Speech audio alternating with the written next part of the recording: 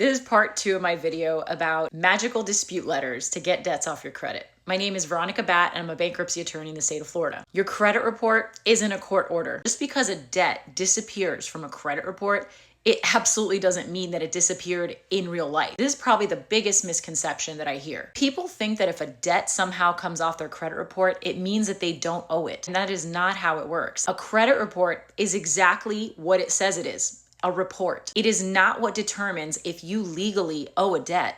That's why even if medical debt is not on there, you still legally owe it and can be sued for it. Credit reporting and debt collection are two entirely different things. If you legally owe the money, taking a trade line off your credit report doesn't stop collection efforts. It doesn't automatically prevent a lawsuit somehow, and it doesn't automatically make that debt unenforceable. Now, if the debt itself is invalid or the creditor can't legally prove its case, that's a totally different story, of course. But please do not confuse a change on your credit report with your actual legal rights and legal obligations. That's why before you spend hundreds or thousands of dollars on some online credit repair course, make sure you understand what the law actually does. A lot of this is very predatory. If you get nothing else from these videos, your credit report is not whether you actually legally owe a debt. If something's not on your credit report, you can still be sued for it. Something's charged off on your credit report, you can still be sued for it. Deleting a trade line doesn't delete a debt.